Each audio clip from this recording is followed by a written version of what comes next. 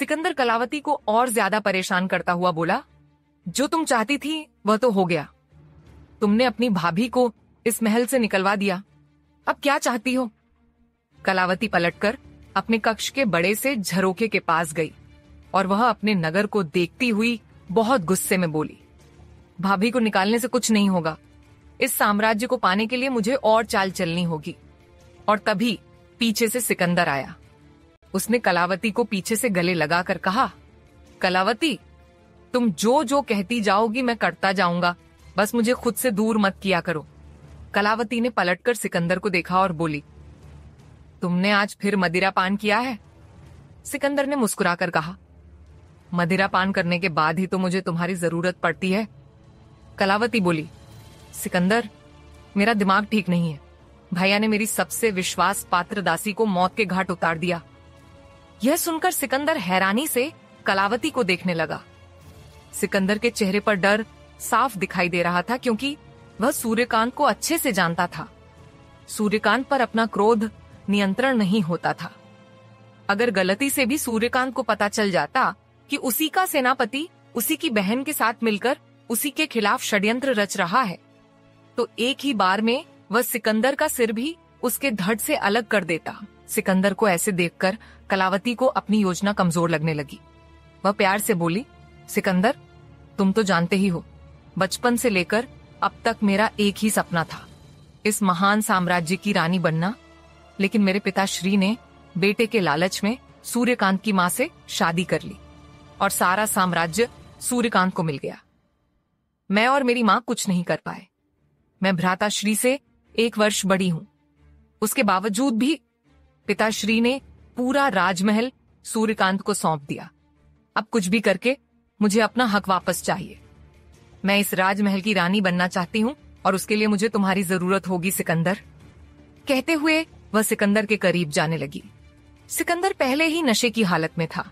कलावती के ऐसा करने से वह और कलावती के करीब चला गया। वहीं दूसरी तरफ जंगलों में चंद्रप्रभा गर्भवती होने के बाद भी अपना सारा काम खुद ही करती थी। गरुड़ कबीले ने चंद्रप्रभा को अपना लिया था, लेकिन आखिर भीमसेन ने सबको यह मालूम नहीं होने दिया था कि उनके साथ रहने वाली औरत कोई मुसाफिर नहीं बल्कि विजयगढ़ की महारानी है। भीमसेन कुल्हाड़ी से एक पेड़ को काट रहा था और तभी उसके पीछे एक आदमी आया और बोला, सरदार। भीमसेन ने हल्का सा पलटकर उस आदमी को देखा और बोला, क्या हुआ? उस आदमी ने अपने हाथ में पकड़ा हुआ एक संदेश भीमसेन की ओर बढ़ा दिया। भीमसेन ने आसपास देखा तो वहां कोई नहीं था।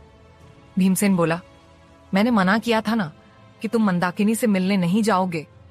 उस आदमी ने सिर झुकाकर कहा, मैं नहीं गया, बल्कि उनका सैनिक कबीले तक आ गया था उनका संदेश लेकर।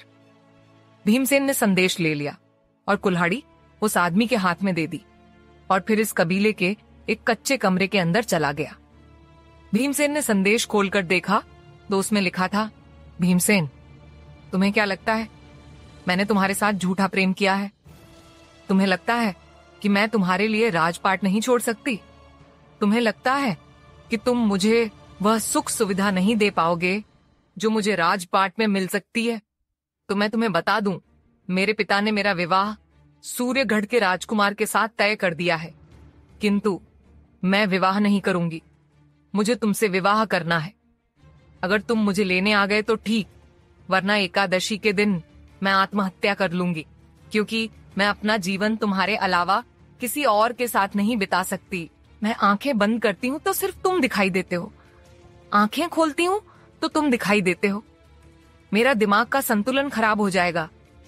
मुझे कुछ नहीं पता तुम मुझे यहां से लेकर जाओगे, और अगर तुमने ऐसा नहीं किया तो मुझे सौगंध है महादेव की, मैं एकादशी वाले दिन खुद को समाप्त कर लूंगी। भीमसेन उस संदेश को पढ़ ही रहा था कि पीछे से चंद्रप्रभा बोली, क्या हुआ सरदार? भीमसेन ने जल्दी से अपने हाथ में पकड़ा हुआ संदेश मोड़ा और उसे अपने पीछे छुपाकर चंद्रप्रभा की ओर देखकर कहा, महारानी आप यहाँ? चंद्रप्रभा बोली, ये मेरे प्रश्न का उत्तर नहीं। भीमसेन ने कहा, मेरा निजी मुद्दा है, आप इनसे दूर रहिए। चंद्रप्रभा भीमसेन के थोड़ा करीब गई। भीमसेन ने एक कदम पीछे हटकर कहा, महारानी मैं आपका सम्मान करता हूँ, लेकिन फिर भी आपसे कहना चाहूंगा कि यह मेरा निजी मुद्दा है। लेकिन चंद्रप्रभा ने भीमसेन की एक न सुनी और भीमसेन के हाथ से संदेश ले लिया। भीमसेन चाहकर भी चंद्रप्रभा को रोक न सका, क्योंकि उसकी निष्ठा और समर्पण पूर्ण तरीके से विजयगढ़ से था। चंद्रप्रभा ने उस संदेश को पढ़ा तो उसके चेहरे पर मुस्कुराहट आ गई। वह भीमसेन को ऊपर से नीचे तक देखती हुई बोली, आखेट, तुम्हें तो प्रसन्न होना चाहिए। सूर्यगढ़ की राजकुमारी तुम्हारे लिए अपने जीवन को भी समाप्त कर सकती है, लेकिन तुम्हारे चेहरे पर तो परेशानी की लकीरें दिखाई दे रही हैं। भीमसेन बोला, महारानी, आप नहीं समझेंगी। मैं मंदाकिनी को वह सुख सुविधा नहीं दे पाऊंगा जो उसे राजपाट में मिलेगी। मैं उसे दासियां नहीं दे सकता, मखमल के वस्त्र नहीं दे सकता, सोने के लिए मुलायम बिस्तर नहीं दे सकता, खाने के लिए राजभोज नहीं दे सकता। मुझे नहीं पता मैं किस वक्त मंदाकिनी के साथ प्रेम में इतना आगे बढ़ गया कि मंदाकिनी स्वयं को समाप्त कर देना चाहती है। चंद्रप्रभा बोली, भीमसेन, तुम सौभाग्यशाली हो कि एक महलों की रानी तुम्हारे लिए इस जीवन को भी अपना रही है। क्षत्रिय धर्म कहता है कि अगर तुम्हें कोई प्रेम करता है और तुम भी बिना किसी स्वार्थ के उसे प्रेम करते हो तो उसे भरी सभा में भी उठाकर लाना पड़े तो उठा लाओ, क्योंकि प्रेम से बढ़कर कुछ नहीं। तुम्हारे कबीले में कैसे नियम हैं मैं नहीं जानती, लेकिन तुम एक आखेट हो और तुम्हारा पहला कर्तव्य यही है कि अगर कोई तुम्हारे लिए अपने जीवन को समाप्त करना चाहती है तो तुम्हें उसका जीवन बचा लेना चाहिए। भीमसेन ने चंद्रप्रभा को देखा तो चंद्रप्रभा ने पलकें झपकाते हुए कहा, अगर तुम मुझे महारानी मानती हो तो मैं तुम्हें आज्ञा देती हूँ कि जाकर मंदाकिनी को उठाकर ले आओ, अन्यथा तुम्हारे सामने उसकी अर्थी उठ जाएगी। इतना कहकर चंद्रप्रभा वहां से चली गई। वहीं राजमहल में सूर्यकांत जब अपने कक्ष में आया तो सबसे पहले उसने एक प्याली में मदिरा को परोसा। जब से उसने चंद्रप्रभा को त्यागा था तब से उसकी हालत भी ठीक नहीं रहती थी, और तभी कक्ष के बाहर से आवाज आई, राजपुरोहित पधार रहे हैं। सूर्यकांत के हाथ में जो गिलास था उसने वह गिलास वहीं मेज पर रखा और पलट कर देखा तो राजपुरोहित कक्ष के अंदर आ चुके थे। उनकी उम्र करीब 30-35 साल के आसपास होगी। चेहरे पर दाढ़ी थी, आंखों में तेज, देखकर ही पता चल रहा था कि वह अपनी पद्धति का सम्मान करते हैं और विजयगढ़ के प्रति उनकी पूरी निष्ठा है। सूर्यकांत एक कुर्सी की तरफ इशारा करते हुए बोला, बैठिए पुरोहित जी। पुरोहित जाकर उस कुर्सी पर बैठ गए। सूर्यकांत बिल्कुल उनके सामने बैठ गया। पुरोहित ने कहा, सूर्यकांत, मैं यहां महाराज से मिलने नहीं आया, सूर्यकांत से मिलने आया हूं। सूर्यकांत ने हाथ जोड़कर कहा, आपके सामने सूर्यकांत ही बैठा है पुरोहित जी। पुरोहित जी बोले, भरी सभा में तुमने यह कैसे कह दिया कि इस साम्राज्य को तुम्हारा अंश नहीं चाहिए? तुमने चंद्रप्रभा को त्याग दिया और उसके बारे में किसी से बात भी नहीं करना चाहते, तो मैं भी तुमसे कुछ नहीं पूछूंगा, लेकिन इस साम्राज्य को वारिस चाहिए और तुम्हारा अंश ही चाहिए। तुम चंद्रप्रभा को त्याग चुके हो तो उसे तो तुम वापस लेकर नहीं आओगे, लेकिन तुम्हें दूसरा विवाह करना होगा। तुम्हारा अंश ही इस साम्राज्य का वारिस होगा। मैं अगर तुम्हें कहूंगा कि कलावती का व्यवहार इस राज्य के प्रति ठीक नहीं है तो तुम फिर से मुझे ही दोषी ठहराओगे। कलावती यही चाहती है कि वह इस साम्राज्य की महारानी बन जाए, और अगर उसकी यह बात पूरी नहीं हुई तो वह पूर्णतया से अपने पुत्र को इस साम्राज्य का वारिस बनाएगी, और कलावती का पुत्र इस साम्राज्य का वारिस नहीं बनेगा, क्योंकि उसकी माँ एक नृतिका थी और तुम्हारे पिता ने नृतिका से शादी करके उसे सम्मान दिया। फिर भी कलावती है तो नृतिका की ही पुत्री, और नृतिका की पुत्री को साम्राज्य की महारानी नहीं बनाया जा सकता, और न ही उसके बेटे को। इसलिए मैं तुम्हें आदेश देता हूं, तुम्हें दूसरा विवाह करना ही होगा। सूर्यकांत खड़ा हो गया और हाथ जोड़कर बोला, मैंने चंद्रप्रभा के अलावा किसी और को अपने जीवन में नहीं आने दिया। मैं भी और राजाओं की तरह कई शादी करने के लिए स्वतंत्र था। फिर भी मैंने चंद्रप्रभा को वचन दिया था कि मैं दूसरा विवाह नहीं करूंगा, और मैं अपने वचन पर कायम हूं। पुरोहित जी उठकर खड़े हो गए और गुस्से में बोले, विवाह तो तुम्हें करना होगा सूर्यकांत, वरना इस विजयगढ़ का पतन होने में ज्यादा वक्त नहीं लगेगा। इतना कहकर पुरोहित जी वहां से उठकर चले गए और सूर्यकांत उन्हें जाते हुए देख रहा था। वहीं कमरे के बाहर खड़ी हुई कलावती यह सब सुन रही थी। वह भी गुस्से में अपने कमरे में चली गई। फिर उसने दासी से कहकर सिकंदर को वहां बुला लिया। सिकंदर कलावती के पास आकर बोला, क्या बात है कलावती, आज तो तुमने दिन में ही मुझे बुला लिया। कलावती गुस्से में बोली, तुम हाथ पर हाथ धरे बैठे रहना और वह पुरोहित मेरे भ्राता श्री की दूसरी शादी करवा देगा, और अगर दूसरी शादी हो गई तो उनका पुत्र भी होगा, और देखते ही देखते सारा साम्राज्य एक बार फिर मेरे हाथ से निकल जाएगा। मुझे कुछ नहीं पता, कुछ ऐसा करो कि मेरे भ्राता श्री का दूसरा विवाह न हो। सिकंदर कलावती के करीब आया, उसके हाथों को अपने हाथ में लेकर बोला, जैसा तुम चाहती हो वैसा ही होगा, लेकिन पहले तुम्हें मुझसे विवाह करना होगा। कलावती ने सिकंदर के सीने पर हाथ रखकर खुद से दूर करते हुए कहा, मैं एक सेनापति से शादी करूंगी?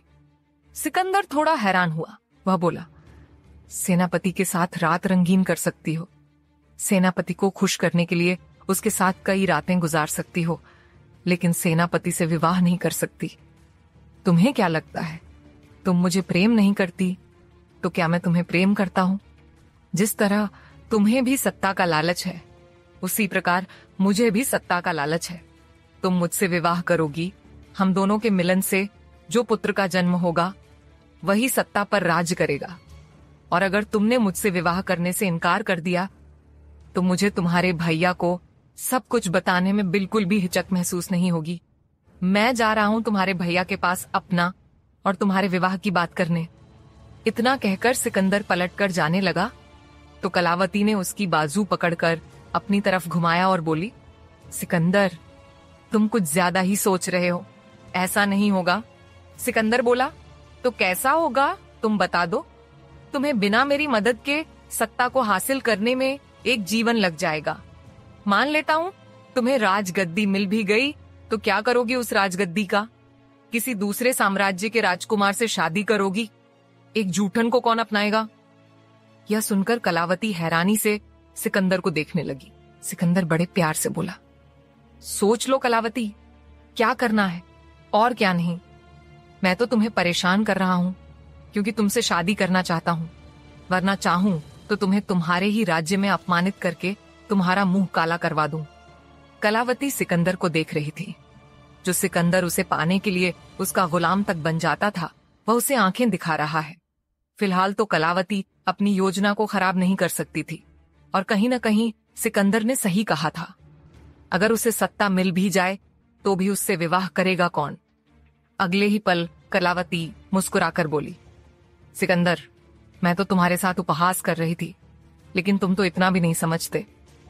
कहते हुए कलावती ने सिकंदर के गालों पर हाथ लगाया। सिकंदर ने एक तिरछी मुस्कुराहट के साथ कहा, तुम मुझे कितना प्रेम करती हो मैं जानता हूं, बस समझ लो तुम्हारे साथ इसलिए हूं क्योंकि मुझे भी सत्ता चाहिए। अगर मेरा बेटा महाराज बनेगा तो इससे ज्यादा खुशी की बात मेरे लिए कुछ नहीं होगी। इतना कहकर उसने कलावती का हाथ अपने गाल से हटाया और झटका देते हुए बोला, मैं जा रहा हूं महाराज के पास मेरी और तुम्हारे विवाह की बात करने। इतना कहकर वह वहां से चला गया। उसके जाते ही कलावती खुद से बोली, देखूंगी सिकंदर, तुम्हें भी देख लूंगी। अगर मैं अपने भैया भाभी के साथ यह सब कर सकती हूँ तो सोचो तुम्हारे साथ क्या क्या करूंगी। क्या करेगी कलावती?